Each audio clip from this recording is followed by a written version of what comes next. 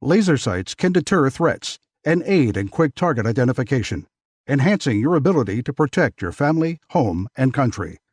Crimson Trace, making laser sights standard equipment. Learn more at crimsontrace.com. Welcome to Tom Gresham's Gun Talk, where there's more to talk about than shooting. There's reloading and hunting and self-defense, too. Welcome back to Tom Gresham's Gun Talk. You're listening to a reloaded Gun Talk. All right, welcome back. If you'd like to be a part of this, well, all you have to do is give me a call, 866-TALK-GUN, or easier, just call Tom Talk Gun. That's me. I'm Tom. Tom Gresham here. We're going to be talking about guns for the next hour. Looking for your range reports. What have you taken to the range? Any cool guns, new guns, old guns, any interesting ammo? We'll talk about ammo in just a second here. Just want to know about what you've been doing, what you've been shooting, where you've been going. I'd love to get those reports. Honestly, a lot of what we do here is just kind of like we're all standing around the burn barrel, shooting the breeze, having some fun. Okay, you've heard of the Army Marksmanship Unit. It's where they build elite shooters in the Army. Our next guest went from, hey, have you seen this kid with the AMU? He's pretty good, to now it's, holy cow, that's Daniel Horner. Daniel Horner joins us right now, one of the best shooters, frankly, on the planet. Daniel, thank you so much for being here. Oh, I really appreciate the opportunity, Tom. You bet. Now, so how's your transition going from being in the Army to being a pro shooter? Oh, it's great.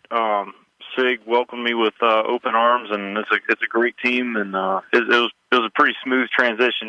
Working at the AMU, those guys are really good at what they do, and they're professionals. And then the same thing is over here at Sig. Everybody's got something that they're really, really good at. So. Yeah, and it's Sig. They will tell you, and it's certainly true, is that we're an engineering company. I mean, they got a lot of engineers at that place. Oh yeah, tons of engineers. They have a queue of 250 products in the R&D lab, and they limit it at 250. So there's tons more coming, but there's only 250 slots there to develop. So yeah, all the engineers have got their hands full at all times. So, all right, you are, a top shooter, maybe the best multi-gun shooter anywhere. You're doing all of this. You walk in there, you have your ideas of what you would like to see, what makes a gun better, So how does that fit in? Do you walk in and say, hey, guys, let me tell you what you ought to be doing? Oh, no. I mean, they everybody there, like I said, they're the best in the world at what they do, so I just go in there and try to help where I can. They've been super welcoming, so I've gotten to sit in on quite a few meetings and kind of look at where everything's going. And Mr. Cohen, the CEO of the company, he said everybody's opinion is welcome and valuable. So if anybody's got anything to say, it's always listened to and always encouraged. So it's a great environment from that aspect, and I've gotten to come in and sit down with, the rifle guys and the ammo guys and the optics guys and the pistol guys, everybody, and kind of put in my 2 cents here and there. And it's not only, encouraged, but kind of expected. Everybody's supposed to have an opinion, and we hash it out and come up with the best option that we can. Well, it's been interesting. I mean, you've been in the business, you've been a professional shooter with AMU for a long time. To watch what's happened to SIG over the last decade from being basically one of the smaller gun companies, respected, but one of the smaller gun companies, to being an absolute monster in handguns and rifles and now ammo and optics and suppressors, and I don't know what else is on the drawing board. I know they got 250 things they're working on, because you just told us. Right. Yeah. Oh no. So I mean, the every aspect is developing its own products, but then kind of the next step is everything coming together more as a systems approach, so that it'll all be working 100% together. You'll be able to go and pick up something that was designed from the ground up, as an entire package, an entire suite of products, that answers a need. Yeah. It's kind of like having, the P365, and now they have ammo that's designed specifically for the P365. Right. So now, in the future, there'll be the ammo, the optics, the guns, the suppressors, everything. It's all thought of as one now, but it'll even be more so in the future. Cool. So you're on the road these days. Basically, you're just you're shooting and instructing and everything else. So give us an idea of what your typical month is like. Well, I've only had 2 of these months to try to get a typical month figured out, but it's pretty wild. I came out of the Army, and that was pretty fast paced. We were doing a lot of shooting and a lot of training there. But then getting out of the Army, just trying to get familiar with the SIG product line has pretty much filled up my whole schedule up to this point. We had SHOT Show in there, but we've got the headquarters in New Hampshire. The optics are out in Oregon, and then the ammo's down in Arkansas. So just getting around to see everybody has pretty much filled up my schedule up to this point. Well, you mentioned the ammo, and I wanted to ask you, they just announced this new 300 blackout round, a suppressed round that it's like my head spun around, like what? Because you're thinking of suppressed, it's got to be like 190, 220 grain bullet. What is this new thing? So we've got 2 that have come out. The one is a supersonic round. That's most projectiles in the 300 blackout category right now. They're designed to be shot out of larger rifles, especially the projectiles weighing in over 200 grains. Most of those are designed to be shot out of a 300 Win Mag or something like that. So they're designed to perform at velocities, on impact velocities greater than 1,400 feet a second. Well, with a 300 blackout, you're basically starting at 400 feet or 1,400 feet a second, or maybe just a little bit. So the actual projectile, the bullet's not designed to work at those lower velocities in terms of expanding. Correct. So Jason Emhoff, he's got tons of knowledge in ballistics, one of the most well-respected ballisticians in the world. He was able to come up with a way to basically anneal the very end of the projectiles on these 120 and 205 grain bullets, so that when they hit, they perform properly even at the lower velocities. And it's a really special way that this was done, because historically, if you try to anneal it, you would anneal the whole projectile. Well, then your bearing surface becomes too weak, and you lose accuracy. So he's able to anneal just the tip so that the bearing surface stays strong and rigid, and grab the rifling properly and stay accurate, but still, once it impacts the target, to actually perform like a hunting bullet should. Interesting. And then one of them is actually a lighter weight bullet, but it's subsonic. So we have a 120 grain solid copper. That's our supersonic 1,800 or 1,900 foot per second round, and then we've got a 205 low velocity expander that's going to come out with the SBR ammunition. It's going to come out at 1,000 feet per second out of a 6 3/4 inch barrel, and then the standard subsonic ammunition will be 1,000 feet per second out of a 16-inch barrel. So you kind of pick which ammo you want for the gun you're using. Right. Okay.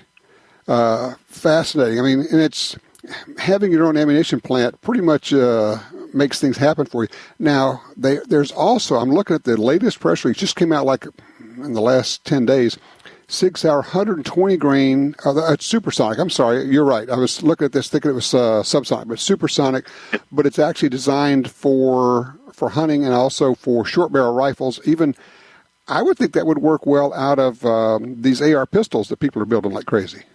Oh, they work great. Yeah, they're great. Both the 120 and that 205. The 205 is incredibly accurate. Out of the test guns with that 205, we're getting we've shot multiple groups under an inch. I mean, very repeatably under an inch at 100 yards. Which for a subsonic round, I mean, generally 50 yards is about as far as you're going to want to use that thing anyway. But that round's fully capable of going 100 yards very accurately. And same thing with this 120 grain. You've got supersonic capabilities with great terminal performance. That is terrific. All right, I'm going to ask you to do the impossible for me, okay? On the phone, over the radio, give us all a shooting tip that we can all take and use at the range. Something that's going to make us a better shooter. I would say truthfully, what would help 99% of people is to take out whatever their standard carry gun is. Hopefully, it's your 365. But take it out and obviously make sure it's all unloaded and all that good stuff. But then practice drawing from whatever concealed carry position that you have for 10 minutes a day, every day for 3 weeks. If you would do that, that will do more to help you than anything else that you could possibly think of. Interesting. Not shooting at the range, drawing your concealed carry gun, make sure it's super unloaded. Get out of the room, make sure there's no ammo in the room. Now, are you drawing and dry firing? Yep, I would just draw and dry fire because, I can give you all kinds of drills to do at the range, but most people, they don't have time to go to the range that often. But if you would just be diligent to before you put everything away for the day, just unload your gun and do, even if you did 20 dry fires every night, you would be surprised. You'd be shocked at how much better you'd be at the end of 2 weeks. It is so true, and I do dry fire practice. I do practice draws every day, and what happens is, for those who don't know, if you've not done it, it takes almost no time at all before you got the muscle memory there, or whatever it is. When you draw and you press forward, it comes up. The sights are simply in alignment. You've done it so often, you don't have to look for them. It's just going to be there, right? Yep. And so when I dry fire, I do everything very, very slowly. I do it simply to ingrain that muscle movement in my brain. So I only know one way to do something, and that's the right way. So I do it perfectly every single time. I don't worry about how long it takes. I just get the movement exactly right every time. Because practicing fast is often actually ingraining bad habits. Right. Yeah. Practice makes permanent. So it doesn't make perfect; it makes permanent. It makes permanent. Yep. Right or wrong. Daniel Horner, thank you so much. I really appreciate it. We're going to get you back on, okay? Thank you, sir. I appreciate your time. Absolutely. You take care. The guy's unbelievable. That's a great tip. All right, 866-TALK-GUN.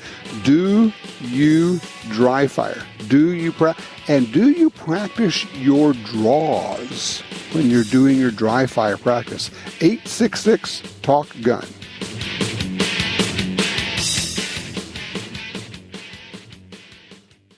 For more than 70 years, Timney Triggers has been enhancing the shooter's experience. Whether it's a local competition, a day at the range, or even the hunt of a lifetime. Setting the standard in aftermarket triggers, Timney is now producing more than 170 models of triggers for bolt-action rifles, shotguns, AR rifles, and semi-automatic rifles. Proudly made in the USA since 1946. Find your new trigger at TimneyTriggers.com.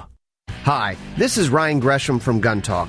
If you like guns, you need to enter our biggest giveaway ever at guntalk.com/win. One person will win more than $11,000 in guns, gear, and accessories to stuff your safe or hit the range. The grand prize includes a night vision scope and rangefinder from ATN, a custom 1911 from Auto Ordnance, a Crossbreed Holsters concealed carry pack, an FN 509 tactical pistol, the ultimate gun safe organizer pack from Gun Storage Solutions, a custom Glock 22 from Lone Wolf Distributors, clothing, range bags, and more from Proper, Remington's 870 DM and TAC 14, plus 2 cases of buckshot, Stag Arms Stag 15 tactical rifle, Tandem Cross rimfire customization kits, a Ruger Mark IV pistol, and much, much more. Go to guntalk.com/win to enter. That's guntalk.com/win. Whether you carry it on your hip or in your hands, when it's from Springfield Armory, your gun is a part of the legendary line, the great 1911 pistols, the innovative XD, XDM, and XDS pistols for competition and defense, the new 911 carry pistol, guns you can count on. Shooters everywhere rave about the Saint pistols and rifles, and of course, the mighty M1A battle rifle. Check out the latest at springfield-armory.com.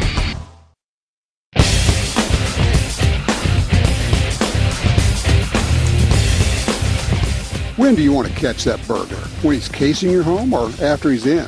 Ask John, whose Blink camera alerted him of burglars trying to break in while he and his family were home. or Shannon, whose Blink camera caught a thief stealing packages. Both times, Blink video clips were sent to the police to help convict the crooks.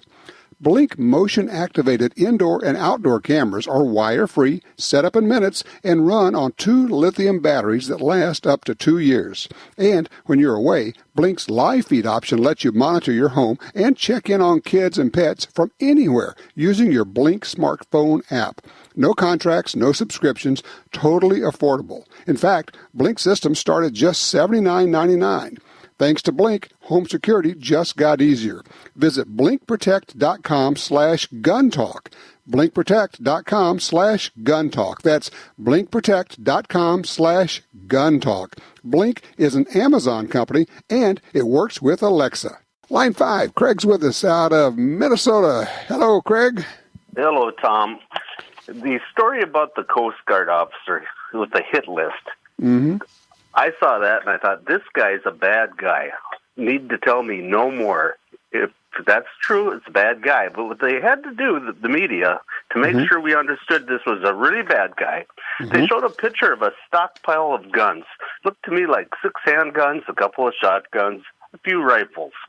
And then to pile on even more, he had 1,000 rounds of ammo. 1,000 rounds of ammo? Good God, I got that for my one gun. Oh, it gets worse because I'm watching the Fox News report on the same story, and they say, and he had a massive amount of ammunition, and then they said 1,000 rounds. I'm thinking, 1,000 rounds, that's an afternoon. I mean, the shooting schools, the gun classes I go to require 1,000 rounds, usually 1,000 to 1,500 rounds just for the class. I mean, that's nothing. It's 2 bricks of .22 ammo. But you were right. The point of the story was to say, this is how bad this guy is. And part of that is, well, anybody who has 1,000 rounds obviously is up to no good, right? And this should also be a wake-up call for everybody. Join the group that is for your rights, because this is what you're dealing with. People that think that you even own more than one gun and 10 rounds of ammo, you're a bad guy.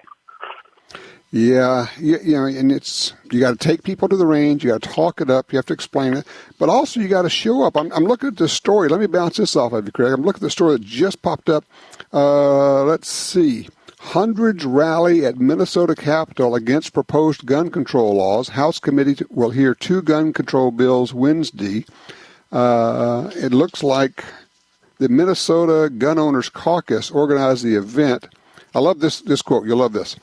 This is from Representative Cal Barr from East Bethel. He said, there's a lot of us in this room that have had enough, and it's time to start riding herd on the rest of these people that want to take away your rights. He says, they will not go quietly into the night. They need to be kicked to the curb and stomped on and run over a few times. Well, we got it tough over here in Minnesota. This is definitely a blue state, and if you know Elion, our new congresswoman from Omar. I mean, that's what we have to contend with over here. The west part of the state is still saying, and so is some of the north and south. But you get into that Minneapolis area. I'm glad I got you, because I was going to ask you how the folks in Minnesota feel now about sending her up there when she has exposed herself as a bigot, a racist, and basically a nut job. If you look at the congressional districts, Peterson has the whole west side of the state. She has a small pocket of Minneapolis area, and she and I'm just saying this for any other reason, but it's true. There's 100,000 Somalian refugees in that area. Oh. That's been brought up. So that's how she got voted in. Plus, it's a Democratic Labor Party was for her, and that is a pocket of liberals. Nobody's going to get in there that has an R behind the name. I see. So I would think the rest. I would think the rest of the state would just be embarrassed. Well, we definitely. I live right on the border of North Dakota, and there's many times I wish I lived 2 miles the other direction. You're thinking, every once in a while you're thinking, okay, how hard would it be to move? Well, actually, I lived there for 25 years. But okay. But we're here now, and that's the way it is. But it's just there's two sides of this state, let me tell you. Well, and it's that way with a lot of states where you've got these population centers where it's very blue and Democrat. And unfortunately, in a lot of states, that becomes a large chunk of the population. Think of Denver, think of Chicago, think of Portland, where it basically drives the entire state politically, even though the rest of the state, by probably 95% of it by mass, by area, doesn't feel that way. And the eastern side of Minnesota, North Dakota, is kind of getting pretty blue also. You get in the rural areas, and it's still red. Well, it's one of those reasons we can't sit around and just complain about it anymore. We have to get involved. We have to show up. We have to belong to these groups like this. We have to show up at state capitals. People go, yeah, and then they don't. You go, it's hard to get people to actually show up at the state legislature. You have to be willing to show up, not once a year, but once a month. Oh, well, that's going to influence my life. Yep, it sure is. And that's going to have to be, yeah. Can you imagine have to do paperwork to borrow somebody a gun? Good God. That's where it is in a lot of states where they have this universal background check, they call it, where if you want to borrow a gun from your buddy for the weekend, you're going to have to go to the store, do the FBI instant background check to get the gun, pay him $50, he's going to go use the gun, then he comes back after the weekend. You have to go back to the store, you have to go do the $50, whatever the charge is, NICS background check at the store, and if you don't do that, then you both are committing a crime each time you do the transfer. You're exactly right. I got to scoot. Thank you for your call, sir. I appreciate that. But yeah, the idea of them saying, oh man, he's had a massive amount of ammunition. 1,000 rounds. Really? I know people who own 1 million rounds. No, I'm not exaggerating. 1 million rounds. And no, they're not a threat to anybody. They don't hurt anybody. They just want to make sure they have the ammo. I don't have anything like that, but I do have probably 2 or 3 more rounds than 1,000, I think. I haven't counted them recently. Hey, give me a call, 866-TALK-GUN. Let me know what you've been buying and what you've been shooting.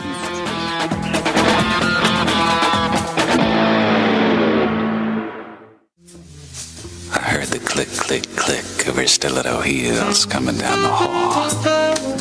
And I caught her perfume before she opened the door to my office. And she stood there looking like $1 million tax-free. I want to talk to you, she said. Come back later, I said. I'm listening to Tom Gresham's Gun Talk right now. Welcome back to Tom Gresham's Gun Talk. You're listening to a reloaded Gun Talk. All right, let's clean up a little bit of the stuff from last week's show. We had a couple of calls that we have some follow-ups on. One is a mistake that I made. Didn't think this through. Didn't actually know. We were talking, somebody was asking about the .327 Federal revolver and wanted to know if he could shoot the 32 ACP in it. And I said, well, no, because a 32 ACP would slide right through the cylinder. Without a rim, it's going to go right through. Duh. I've never shot a 32 ACP. I don't even know if I've ever held one in my hand. I just thought ACP like 45 or 380, right? No, the 32, it turns out, thank you, Dustin, and a couple of others who wrote me, is actually a semi-rimmed cartridge. And the 32 ACP will, in fact, work in the .327 Federal or any other .327 caliber, work in the .327 Federal LCR, that Ruger, or any of the others. So thank you, Dustin. I appreciate that. Also, we had a question about shooting in the rain. And does it affect the bullet? Several people who shoot, particularly PRS, they're shooting long range, they shoot in all kind of conditions. They said, no, absolutely doesn't affect the bullet at all. The theory is the shock wave in front of the bullet pushes the rain out of the way or something. But anyway, their practical experience is that shooting in the rain is not an issue. Just shoot, ignore it. So, okay, we got good information. Thank you. I appreciate all of that info. All right, Justin is with us on line 4. Hey, Justin, welcome to Gun Talk. What do you have there? Hey, coming from the People's Republic of Chicago. Oh. I'm from Grafton, but the state. Yeah, from the conversation earlier, talking about people leaving Illinois, and I will be one of them in the next few months. But I was calling about a couple weeks ago. I picked up an old, it's an early '60s manufacturer AYA Matador side by side. It is a fixed choke, improved cylinder, left barrel, right barrel's modified. Okay. And I just patterned it today, and at 20 yards, the left barrel was the core of the pattern, the most dense portion of it, was just at about 1:32 o'clock, where the lower left section of the pattern was actually where the bullseye, where it should have hit center. Right. So I was wondering, on those older guns, did they tend to, when you had the fixed chokes, for a bird gun like that, did they set it up and regulate the barrels to where you're going to be close enough to be shooting an improved cylinder at a quail or at a pheasant, where it's meant to cross center at about 15 yards? No. And then the right barrel modified was right on center.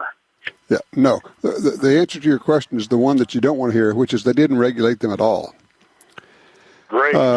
The AYA, the Matador, was the AYA's original kind of first entry into the U.S. market, trying to get an inexpensive side-by-side in. And AYA makes very nice shotguns, I'm sure you know. But even today, when you're buying a $10,000 or $20,000 side-by-side shotgun, you will often find that they're not regulated. They don't shoot to the same point of impact, and they also or point of aim. They also do not shoot to the point of aim. That is, if you shoot them off of a bench, you're aiming, just as you said, yours is hitting at the 1 to 2 o'clock. Not unusual to have the barrel shooting at different places. It's a shame because when these are nice guns. They should shoot where you point them, and if they don't, you end up with these mystery misses. I mean, if you have a climbing bird that is going left to right, man, that barrel's perfect because it's putting that pattern right where it's supposed to be, But if he's going right to left, you're liable to shoot behind him and never know what happened. Yeah, and I understand it's not a custom Purdy or a Holland and Holland or whatever. I get that, but I at least would have expected them. Because even back then, it was a fairly expensive entry-level side-by-side back in the day. From what I understand, what I've read.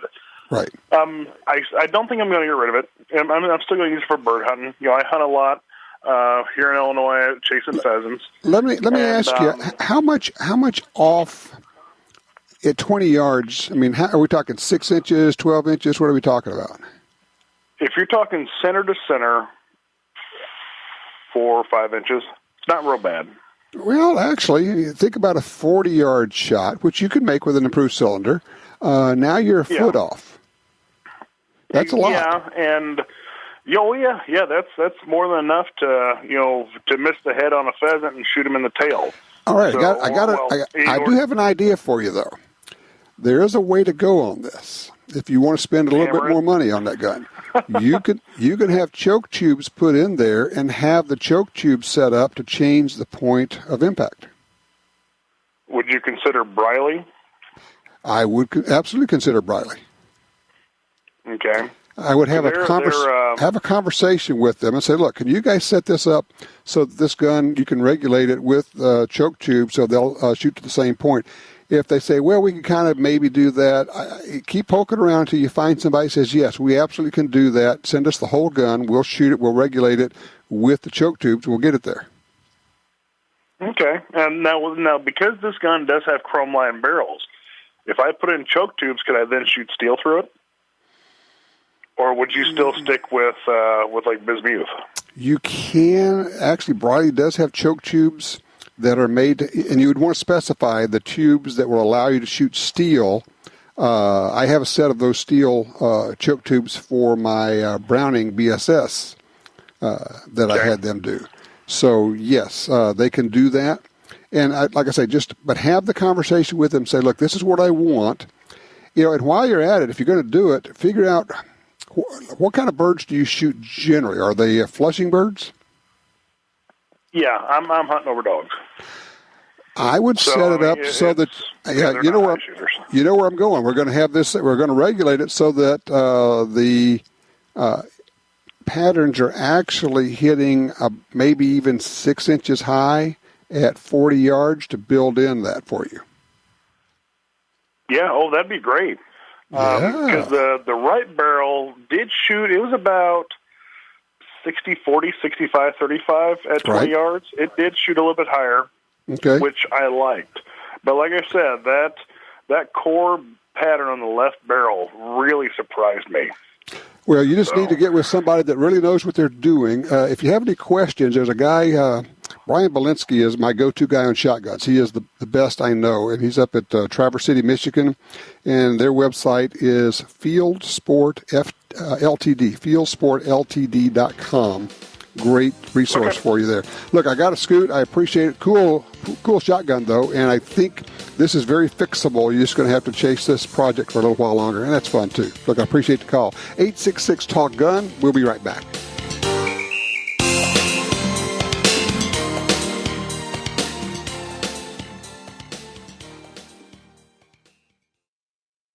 When the U.S. military's elite units and law enforcement agencies across the globe demanded innovation and reliability, they didn't settle. They chose Sig Sauer. When world champion professional shooters demanded precision accuracy, they didn't settle. They chose Sig Sauer.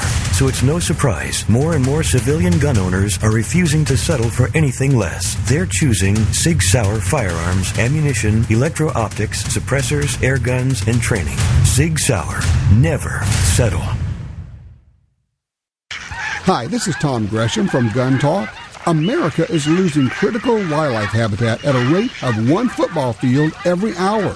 It's happening on the Louisiana coast, but it's critical to all sportsmen and conservationists. These precious wetlands provide winter habitat for more than 10 million ducks and geese annually, waterfowl that migrate north through dozens of states. Don't shrug it off. Get involved. You can help. Visit vanishingparadise.org.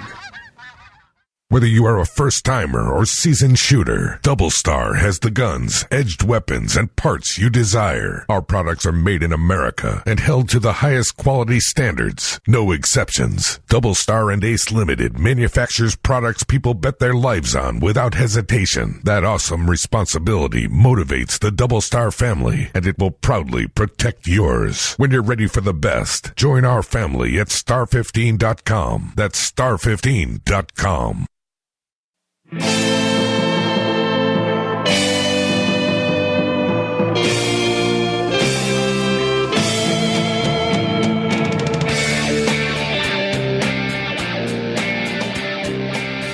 right, back with the 866 Talk Gun.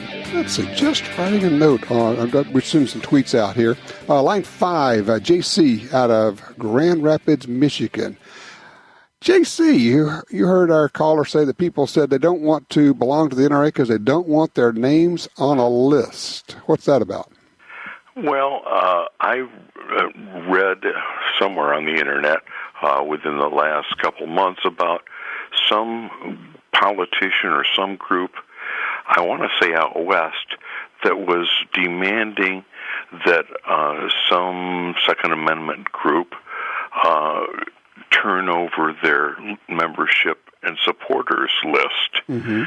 And it sounded to me like, well, they're just going to do what's called doxing, D-O-X-I-N-G, harassing people, because these nonprofit groups, they're saying, well, we have a right to your membership list and your list of supporters.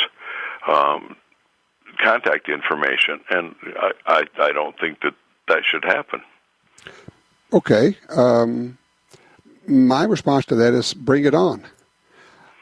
And look, here's where I am. The people who signed the Declaration of Independence, that was a death certificate for them. They said, this is a list that if we put our names here, the government will try to kill us, literally, will try to kill us. And we're going to sign our names to it in public and put our names out there because this is that important. That's how I feel about this. You have to be willing to stand up and say, I am damn proud to be on this list. Make something of it. I am not going to hide that I'm a gun owner. I'm not going to hide that I support the Second Amendment, and no one's going to intimidate me to do that. Well, I think people just need to be aware. It's a whole intimidation factor. Yeah. And I think it's coming into play here.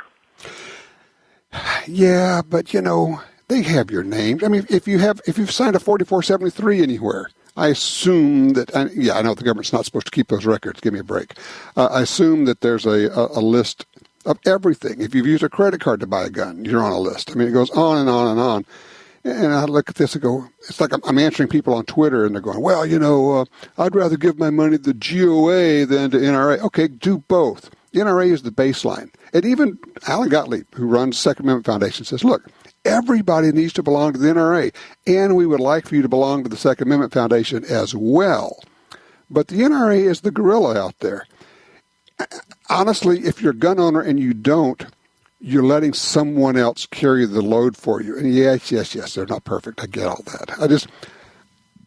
I do not understand the line of thinking that says I'm not going to belong to the biggest, most effective group out there with all its warts. I get that, but I don't know. And JC, I appreciate what you're saying. And people say, I don't want to be, I just think at a certain point, and look, thanks for the call. I think at a certain point, you got to man up.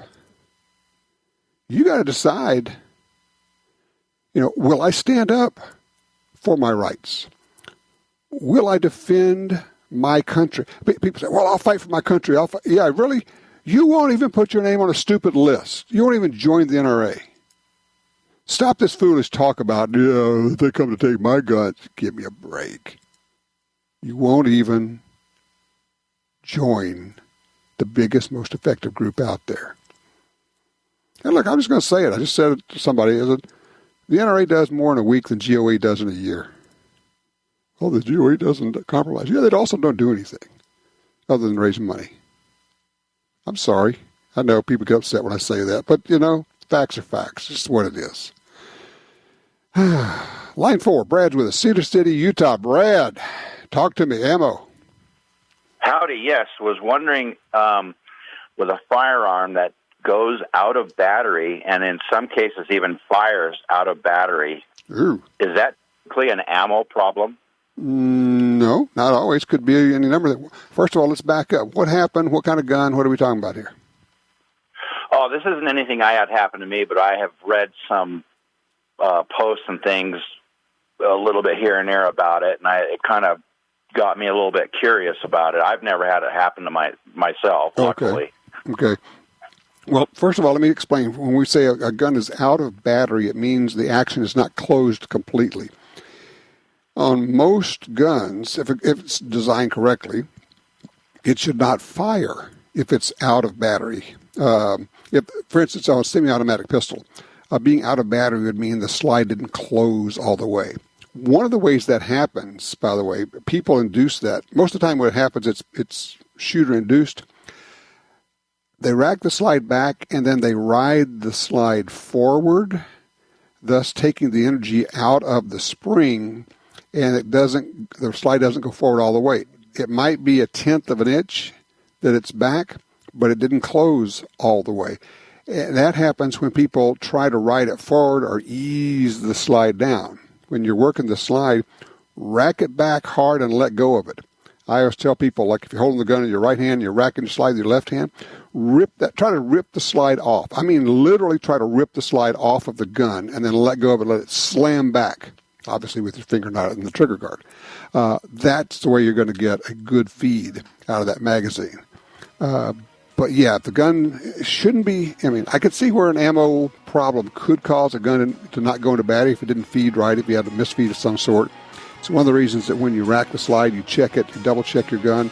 Did it go all the way into battery? You can put your thumb on the back of the slide on a pistol. You can actually feel if the slide is out of battery that way. Just one of those little things out there, but generally speaking, it is a shooter-induced problem caused by trying to ride the slide forward. Rip it back, let it go.